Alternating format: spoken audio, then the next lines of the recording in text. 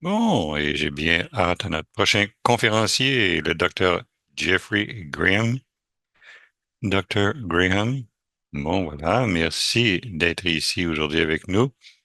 Vous avez de l'information importante à partager sur nous, bon, sur les lignes directrices pour le carcinome rénal non à cellules claires. Et de façon surprenante parce que c'est un sous-type rare. Il y a une grande population de patients chromophobes ici. Et j'entends beaucoup de questions de ces patients-là, que c'est difficile de trouver des réponses à ces sujets. Alors, je vais vous laisser nous donner la mise à jour sur les orientations pour le carcinome rénal non cellulaire. Je vais d'abord vous présenter. Je sais que ce n'est pas la chose la plus agréable à endurer pour les professionnels de se faire présenter, mais Dr. Jeffrey Graham est un oncologue médical à Cancer Care au Manitoba et nous sommes bien reconnaissants qu'il soit ici. Il est aussi un professeur associé au département de médecine interne à l'Université du Manitoba. Il est président pour la prévention de maladies génito-urinaires et est un scientifique au Cancer Care Manitoba Research Institute. Dr. Graham a terminé son diplôme universitaire à l'Université de Manitoba et il fait sa résidence en médecine interne, suivie par des spécialités en oncologie médicale à Cancer Care Manitoba.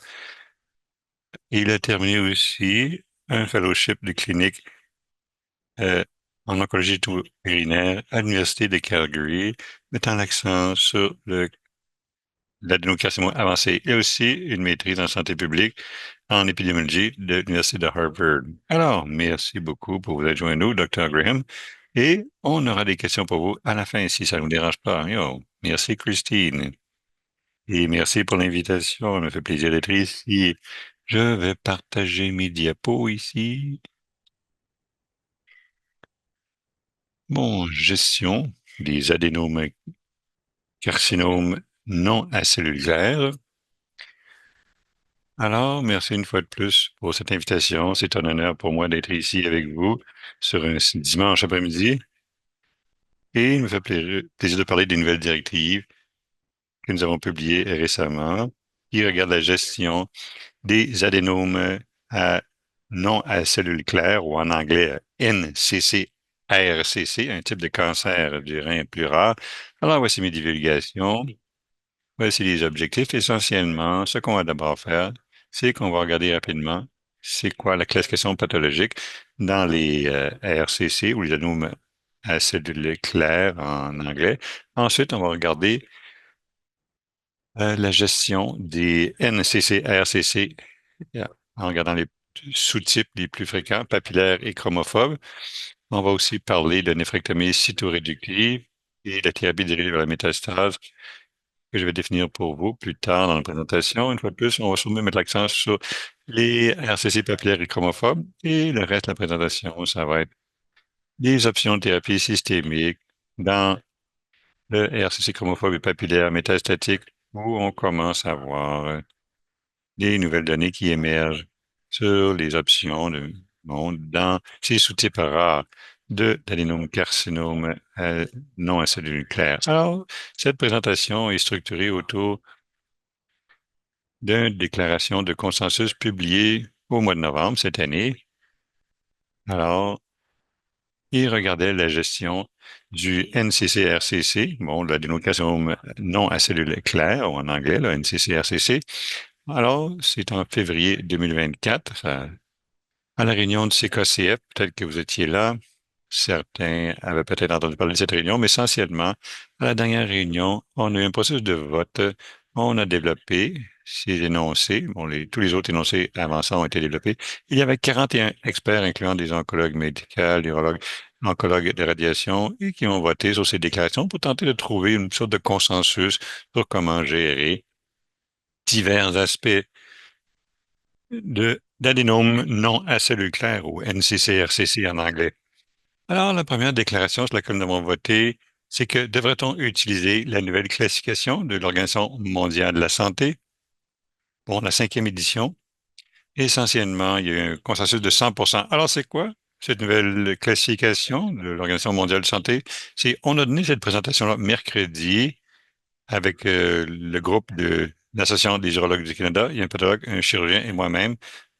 pour l'AUC.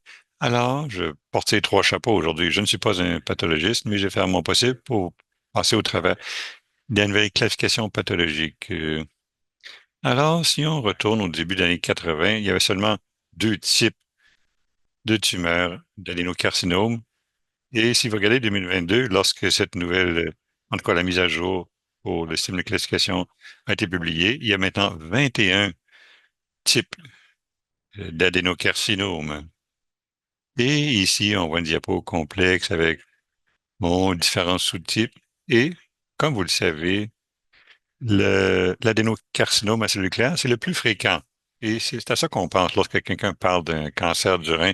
On se dit c'est probablement un adénocarcinome à cellule claire.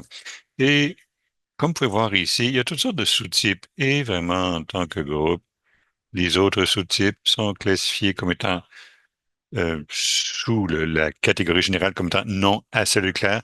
Il y a aussi la pathologie variante, mais ici, c'est tout un mélange de d'histologies, de pathologies différentes. Et ici, on voit en vert, ombragé vert, c'est comme les redéfinitions, les sous-types redéfinis dans la nouvelle classification. Les bleus sont les nouvelles entités. Alors, il y a des changements. Alors, RCC papillaire, c'est le plus fréquent parmi les adénocarcinomes non à cellules claires, là, les NCC-RCC en anglais. Alors, c'est le sous-titre le plus fréquent.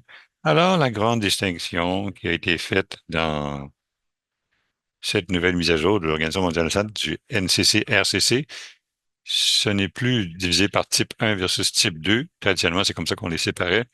Le type 2, en fait, ça a été enlevé et ça inclut tout un groupe hétérogène de maladies. Alors maintenant, il nous reste seulement le RCC papillaire, anciennement appelé type 1, et normalement, ils ont des mutations bien spécifiques, surtout dans le gène MET, mais le gros changement, c'était d'enlever le type 1 versus type 2.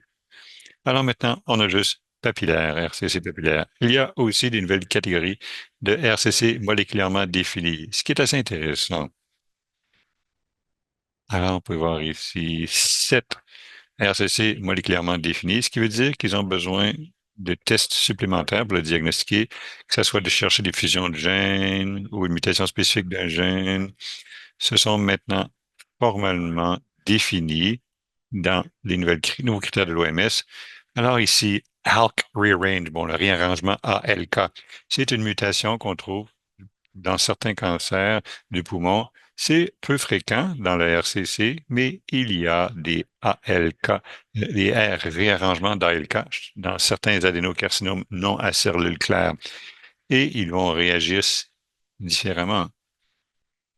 Alors, c'est une façon intéressante de regarder ces différents RCC définis moléculairement. Alors, est-ce que c'est pertinent?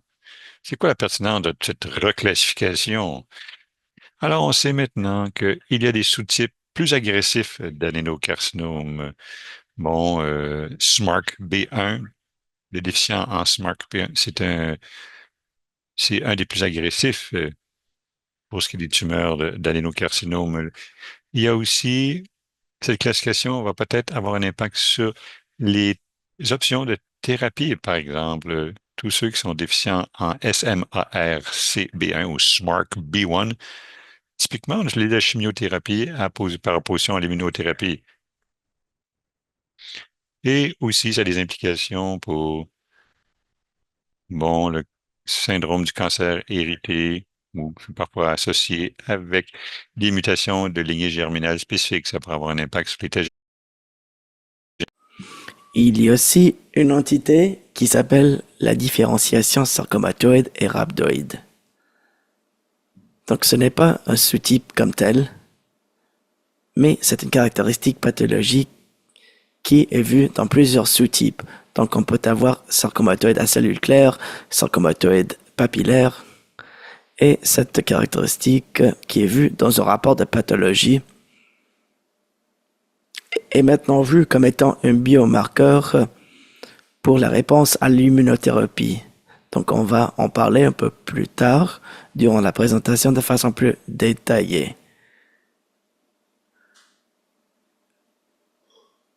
Il y a aussi les tumeurs oncocytes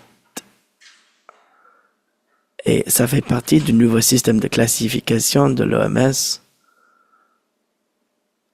Et donc, on est entré un peu plus dans le détail et on a ces tumeurs limites qui ne sont pas au même niveau qu'une oncocytome non cancéreux, mais ce n'est pas comme un CCR chromophobe. Donc, il y a de nouveaux types pathologiques. Quelques informations à retenir. Une classification exacte a un impact sur le côté du pronostic, de la thérapie et du dépistage génétique. C'est très important de faire un examen pathologique des cas qui ont ces caractéristiques atypiques ou l'histologie non à cellules claires, et ça va peut-être vouloir dire avoir une pathologiste pour s'occuper du cas. Et il y a ces experts à quelques-uns de nos centres au Manitoba. Et ces personnes connaissent ces nouveaux systèmes de classification. Et il y a aussi un spectre de comportement des tumeurs chez les CCR chromophobes. Et maintenant, la maladie localisée. Cette présentation a été faite par un chirurgien, Dr. Richard, qui ne fait pas de présentation aujourd'hui. Je vais vous donc expliquer la façon de faire des opérations en situation de RCC non à cellules claires. Donc, on se penche sur les stratégies préopératoires pour les patients atteints de ce type de CCR. Et nous avons décidé que c'est semblable au CCR à cellules claires. Donc, il n'y a aucune preuve selon laquelle les patients doivent être traités différemment. L'évaluation de base comprend l'imagerie de la poitrine. Pour certains patients, parfois, si on a un carcinome médulaire et si on veut avoir une imagerie de la poitrine plutôt de faire un radiographe, les patients doivent être examinés comme pour le CCR à cellules claires et c'est en stade préliminaire. Donc, les énoncés 3, 4 et 5 portent sur la gestion des CCR chromophobes et papillaires. Et c'est semblable à l'approche par rapport au CCR à cellules claires où il y a des petites tumeurs. La surveillance active est recommandée. On parle de 2 à 4 cm. Surveillance active et traitement peuvent être considérés. Et pour une tumeur de plus de 4 cm, une chirurgie est typiquement faite. Il y a certains sous-types plus agressifs. Par exemple, un carcinome médulaire rénal et les petites tumeurs, dans ce cas-ci, ne devraient pas faire l'objet d'une surveillance active. Mais ici, on parle du papillaire et du chromophobe. Donc, c'est comme avec la gestion du CCR à cellules claires. Cette diapo porte sur ce que je viens de mentionner. La surveillance active n'est pas appropriée pour quelques-uns de ces sous-types agressifs. Donc, HLRCC, SMARCB1, déficient médulaire CCR. Et en cas de dédifférenciation rhabdoïde et sarcomatoïde, ce sont de bons candidats pour une intervention chirurgicale. L'énoncé 6 porte sur la stratégie post-opératoire. Et selon le groupe, le suivi post-opératoire doit être semblable au CCR à cellules claires. Et en fait, il y a une ligne directrice qui s'applique à ce sujet. Et ce tableau vient justement de cette ligne directrice.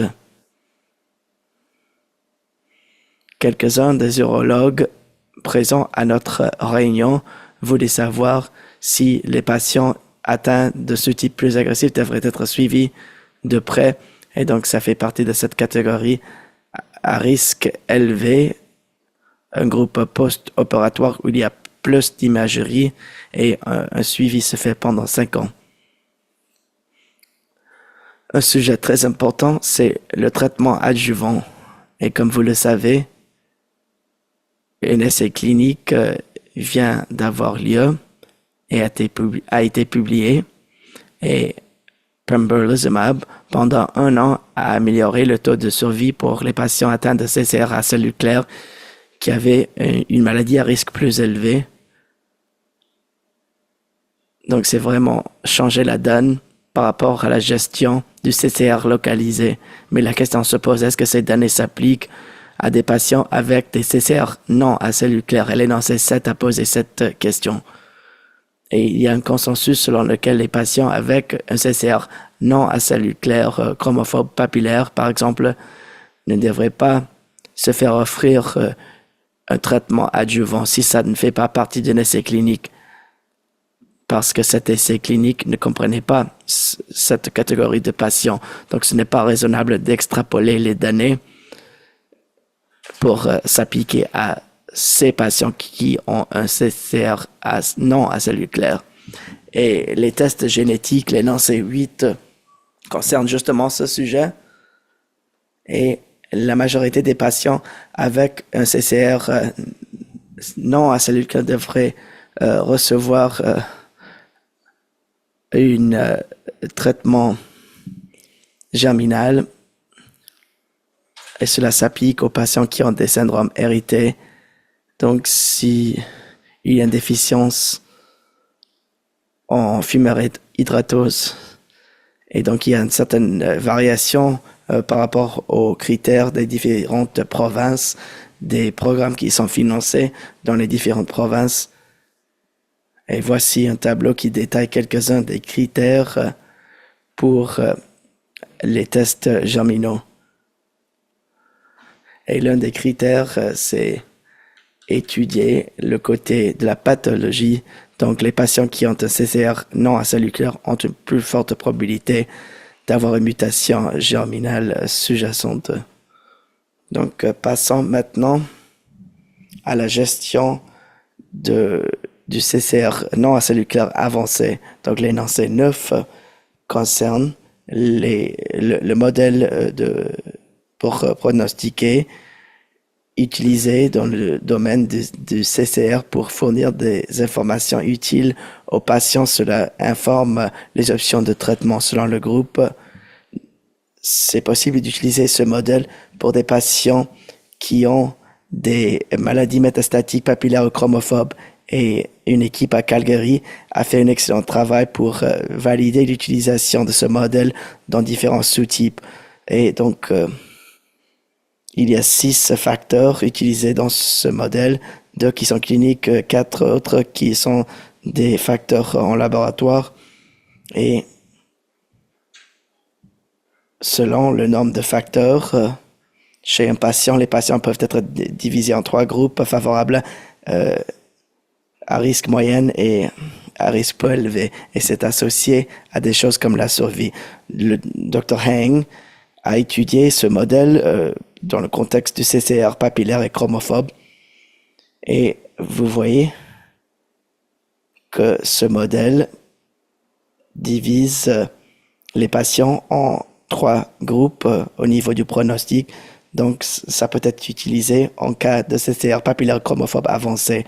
Le modèle n'a pas été validé pour ce qui est d'autres sous-types qui se produisent moins souvent. Cela s'applique au CCR papillaire chromophobe. Les NANC10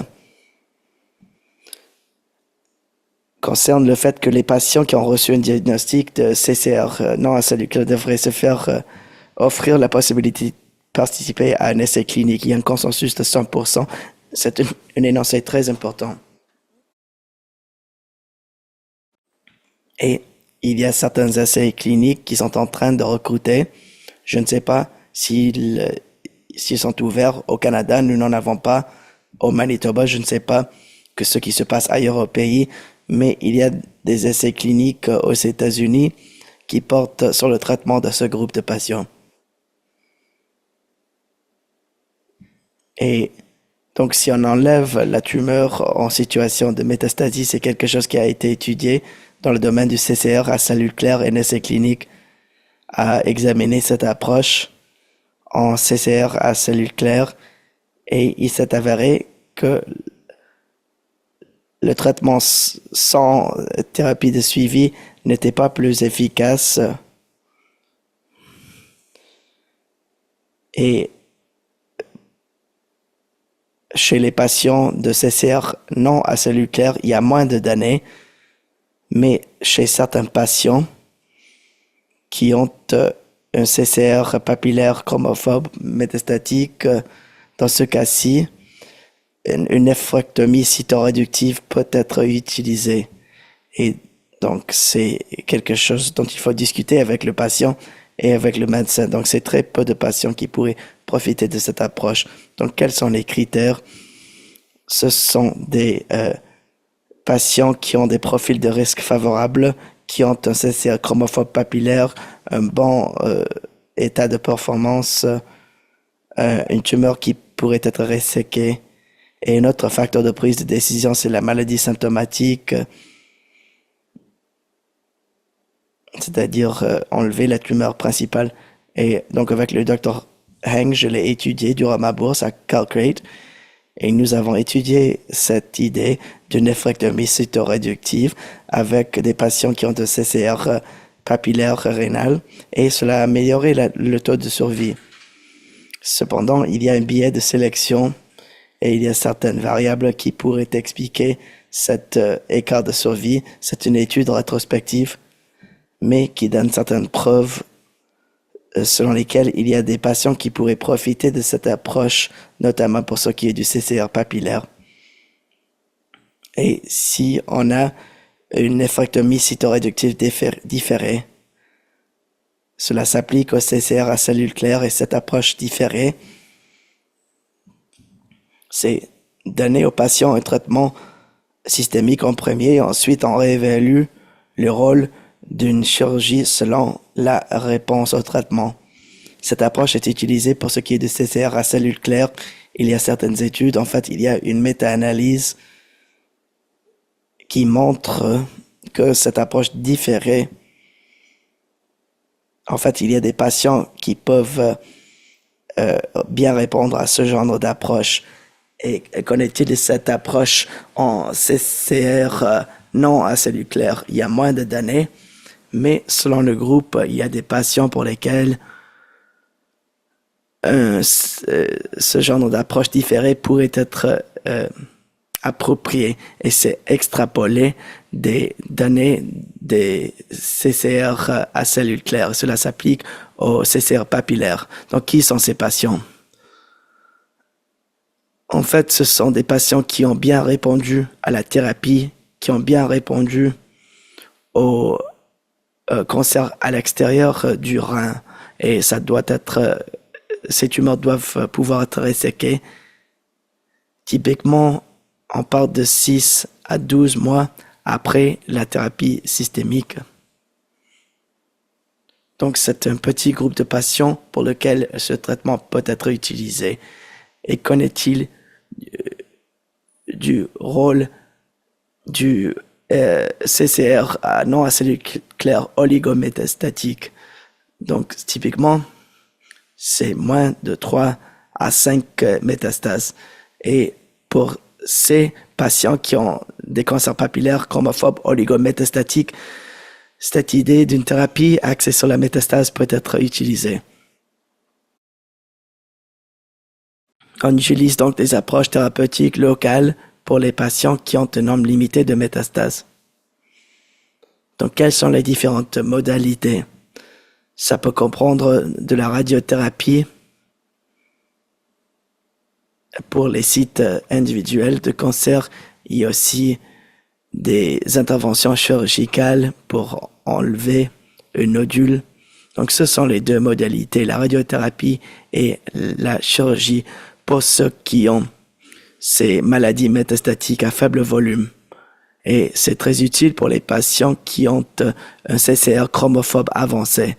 Donc, un CCR chromophobe a un taux de réponse inférieur aux options de traitement systémique. Et donc, traiter les sites individuels cancéreux peut être une idée assez attirante. Et c'est un groupe pour lequel, notamment pour ceux qui ont moins de 5 métastases et qui s'intéressent à cette thérapie locale, c'est un bon groupe qui pourrait se pencher sur l'utilisation de cette thérapie. Mais avant d'utiliser ces approches locales, il faut faire en sorte que le cancer ne progresse pas très rapidement.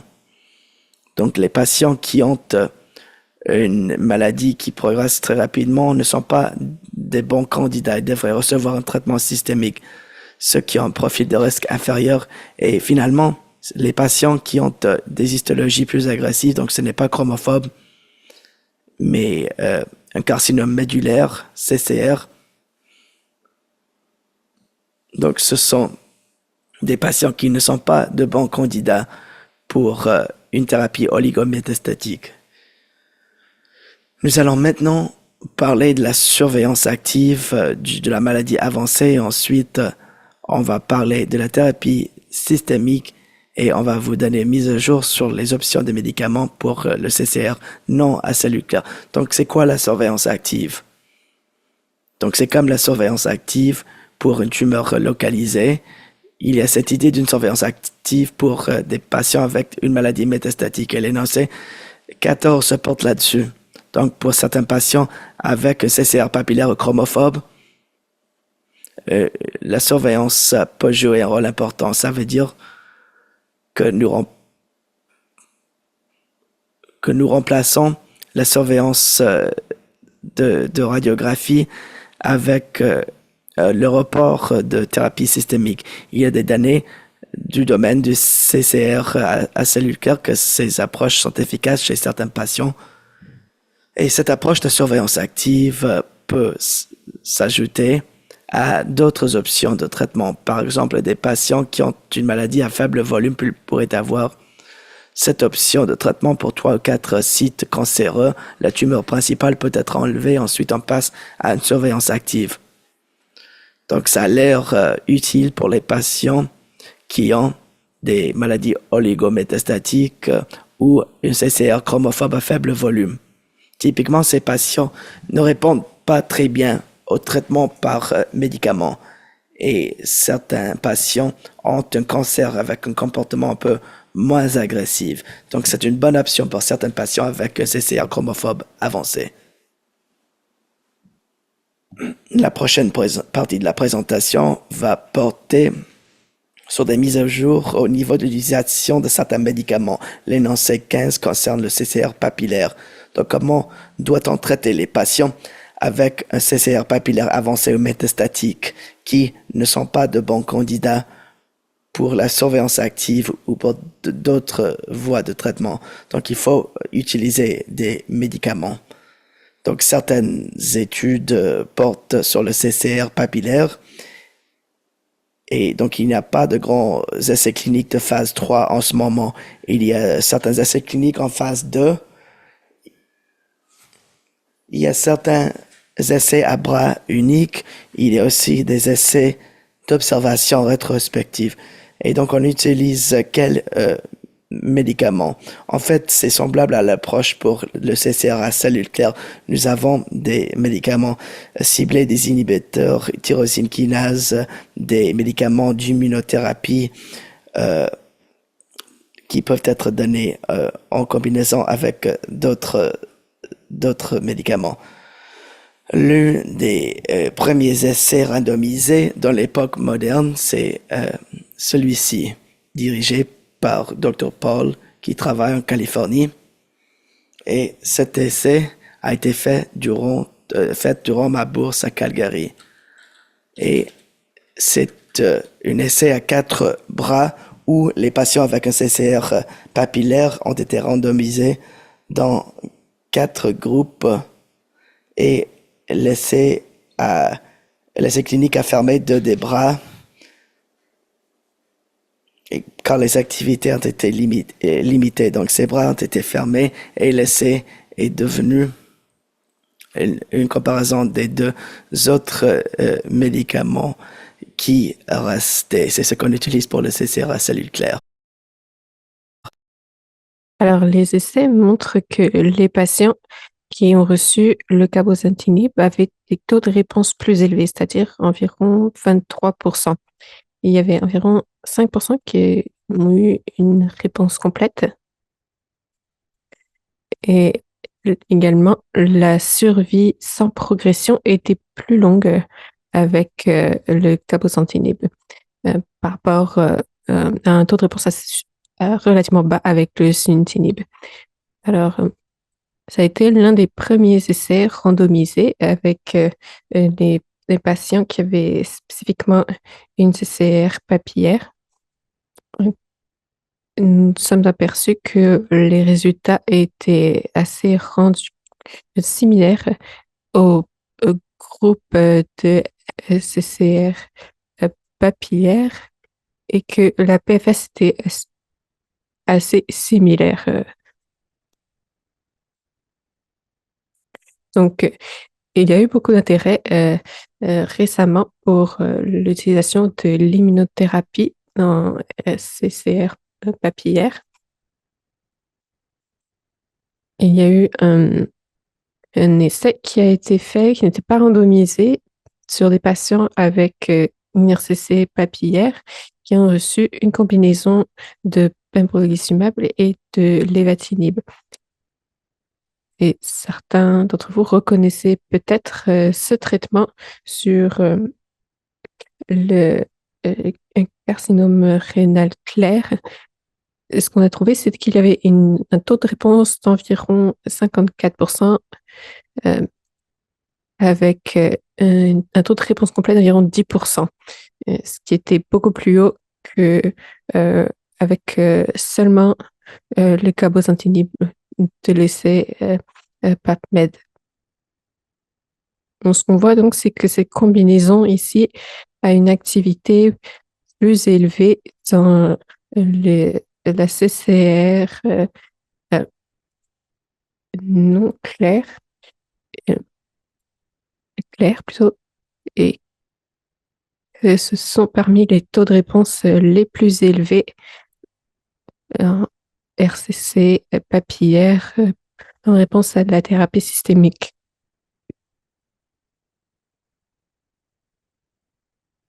Alors, le taux de réponse était d'environ 47%, légèrement plus bas que lors de l'essai précédent pour le lévatinib et le pembrolizumab. Ici, le PFS était plus élevé chez les patients qui recevaient ce traitement en CCR clair.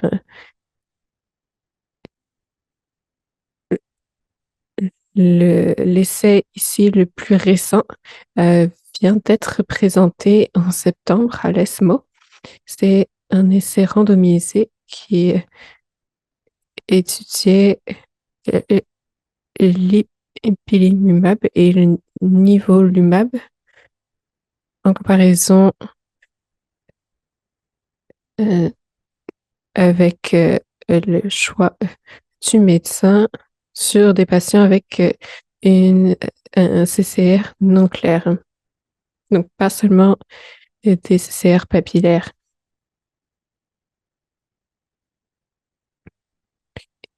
Et il y avait ici un point final de survie au 1 an. Vous voyez ici à gauche la population complète, donc pas seulement le papillaire. Et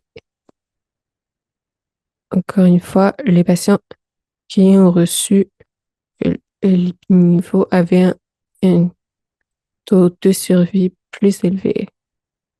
Ici, le sous-groupe papillaire avait une réponse de presque 30% à l'ipinivril et de 10% pour le CR, ce qui était assez impressionnant.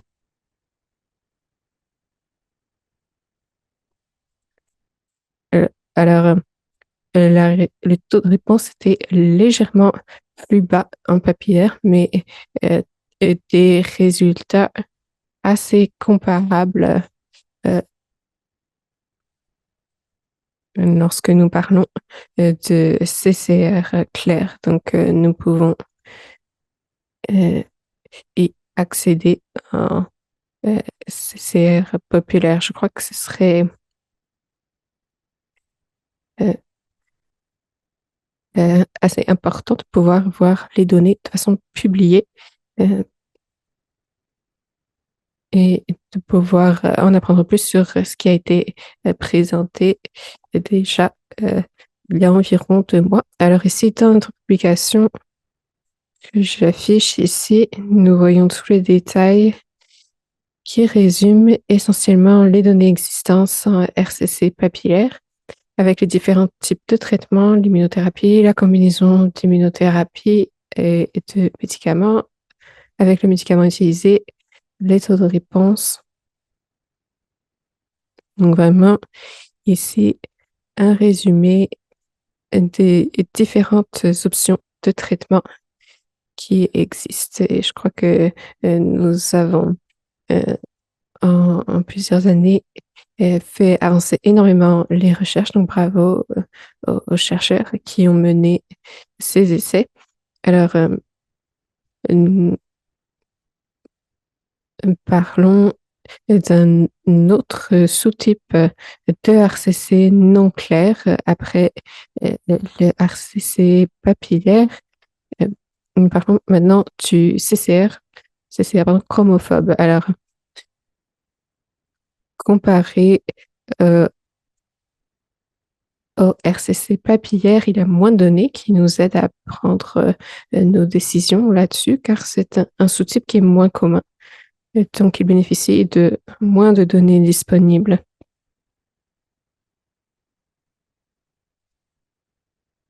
Ce qui ressort plusieurs fois euh, dans le cas de CCR chromophobe oligometastatique, c'est ce que nous appelons la thérapie dirigée sur les métastases, peut-être des néphrectomies réductives dans un certain nombre de patients sélectionnés, mais ce qui ressort, en tout cas pour l'instant des résultats, est que le CCR chromophobe semble être moins, euh, répondre moins aux bloqueurs de réponse immunitaire. Ces médicaments ont malgré tout été explorés dans le CCR chromophobe. Nous avons aussi étudié les thérapies combinées, les thérapies ciblées en combinaison ainsi que le rôle des bloqueurs mTOR. Ici, vous voyez un résumé des 4 types de combinaisons avec certaines des meilleures données disponibles en CCR chromophobe.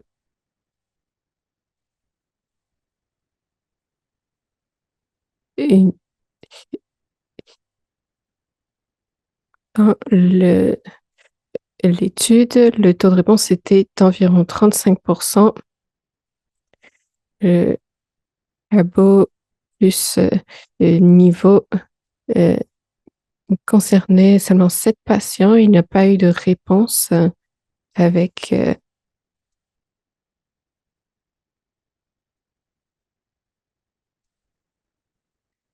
le CCC chromophobe. Et ensuite, comme vous voyez, le taux de réponse à l'épiniveau, ensuite de 25%. Il n'y a pas eu de réponse complète. Et ensuite, la combinaison de LEN et NVERO, une combinaison de non-immunothérapie. Ici, un autre tableau qui résume les différents médicaments, les différentes études et les différents résultats. Et je crois que ça peut être une ressource utile lorsque les patients réfléchissent à des options de traitement dans le cas de CCR chromophobe avancé.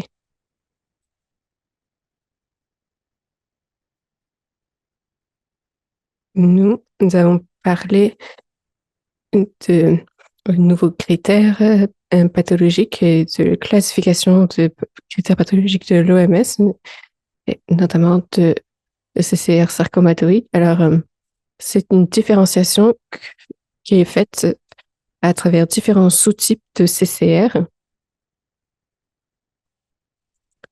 Vous le voyez dans le CCR papillaire.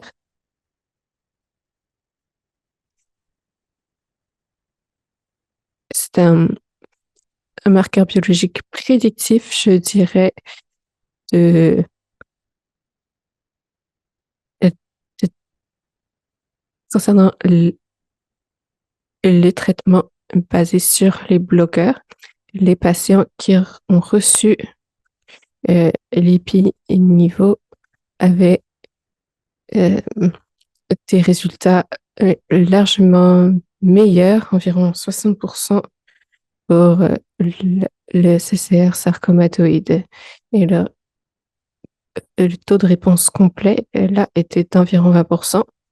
Donc, un patient sur 5 avait une réponse complète, ce qui est assez incroyable.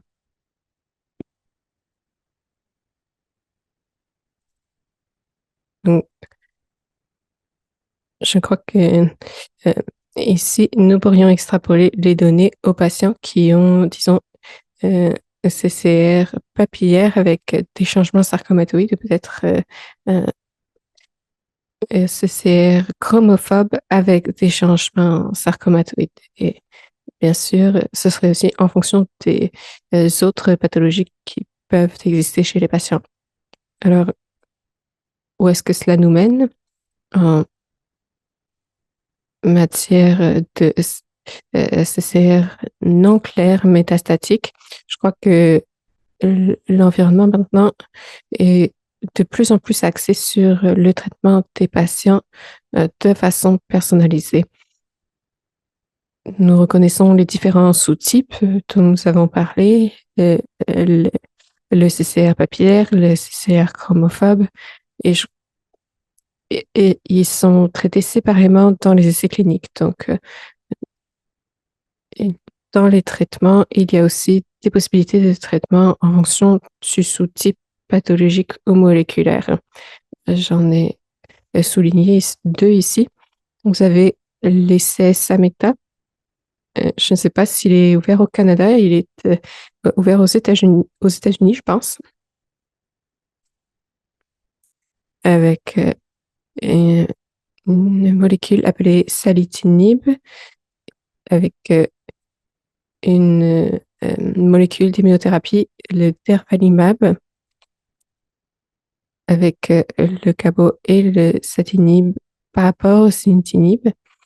Et bien sûr, le PAPMET2, l'essai de seconde génération PAPMET, euh, avec le cabozantinib et aussi les médicaments d'immunothérapie par rapport au cabozantinib seul. Donc, j'espère qu'avec le temps, nous pourrons avoir plus de données ici qui vont nous aider à faire de meilleures recommandations dans ces différents groupes de patients. Alors, je peux marquer une pause ici. Ici, il y a une ressource très intéressante, une carte d'outils qui a été créée par la CUA. Et ils ont inclus aussi une section sur la façon de traiter les RCC non clairs. Et c'est une ressource qui est assez appréciable, qui est disponible sur le site de la CEA. Alors, merci beaucoup. Excellent. Merci beaucoup. Me voici de retour. Et maintenant que le soleil se couche, je peux dire que ça a été une très, très bonne journée d'information. Ça a été extrêmement utile pour les patients présents. J'avais une question également ici qui ressortait. Est-ce que votre recherche et d'autres recherches en matière d'oncologie, comme le modèle de pronostic IMDC reposant sur les tests génétiques, font prendre en compte l'ethnicité et le genre ou le genre des patients? Car nous savons que différents profils répondent différemment à des thérapies. Oui, eh bien, c'est une bonne question. Il y a un effet différentiel du sexe biologique, donc masculin ou féminin, en réponse à l'immunothérapie, mais ça n'a pas été démontré qu'il y ait une forte différence sur d'autres traitements et pour la prise de décision de traitement plus généralement. Et selon vous, est-ce que ceux avec un CCR non clair métastatique devrait se tourner vers les tests génétiques de germline? Oui, bonne question. Je crois que euh, certains diraient que oui, tout à fait, ça dépend un petit peu sur les... Ça dépend un petit peu des critères individuels.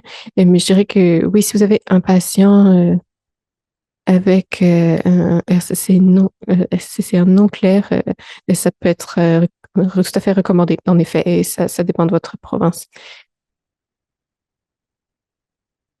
Très bien. Et c'est utile. Alors, deux questions ici euh, en relation sur différentes molécules. Je sais qu'il y a de différentes prononciations aussi. Alors, est-ce que le bazutatan est prometteur dans le traitement de CCR non clair? Oui, alors, comme vous le savez certainement, c'est un bloqueur IF2-alpha. On l'utilise dans l'angiogenèse principalement. Euh, alors, je n'ai pas de, de réponse définitive ici. Je crois que c'est intéressant à explorer.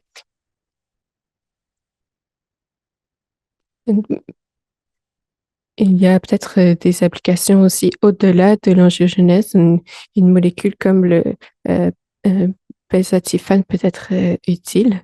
Euh, et dans d'autres cas aussi, peut-être de CCR papillaire ou d'autres. C'est une bonne question en tout cas.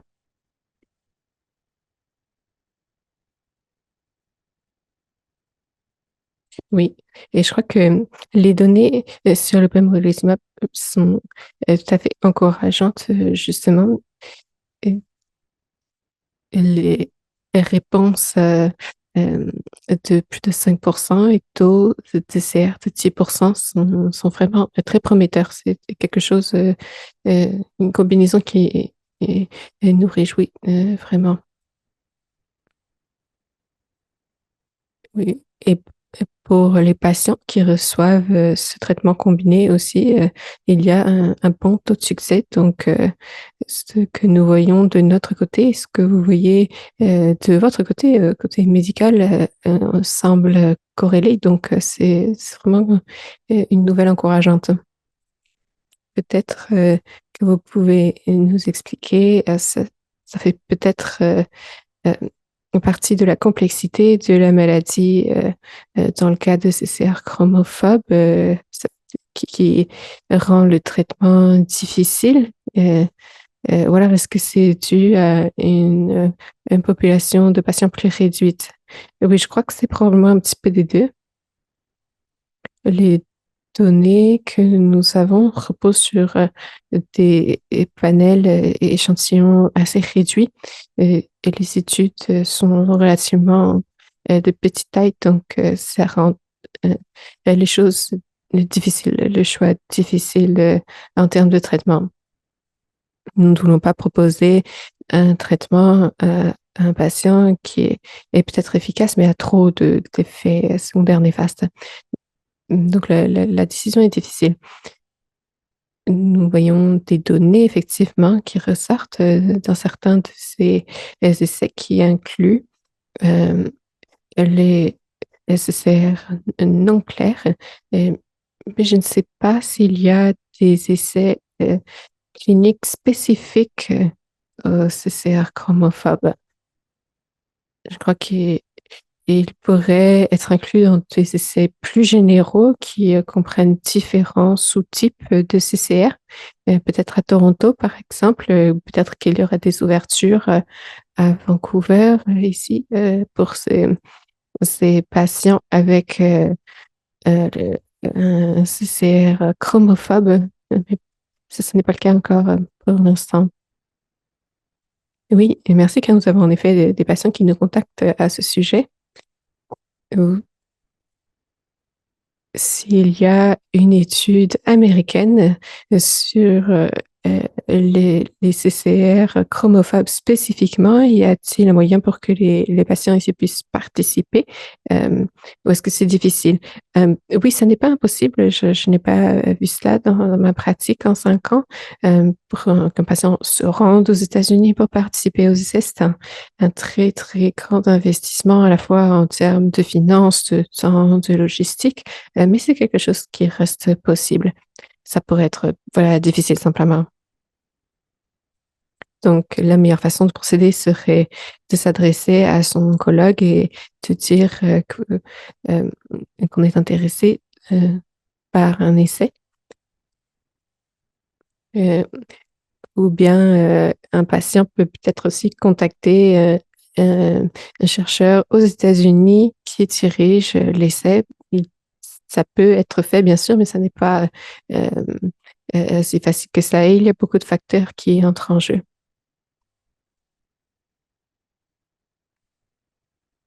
Oui, et la communauté au niveau international reste relativement petite, donc nous serions bien sûr ravis de pouvoir aider un patient à naviguer ce processus et à participer à un essai de son choix. Mais oui, comme vous l'avez dit, ce n'est pas toujours aussi facile, mais pas non plus impossible. Très bien, merci beaucoup. Et vraiment, merci infiniment de votre temps. C'était très, très important pour nous de rester informés de ce qu'il se passe à l'horizon canadien. Donc, merci et merci d'avoir répondu à nos questions. Passez un très bon reste de la journée. Merci beaucoup, c'était un plaisir. Merci, au revoir.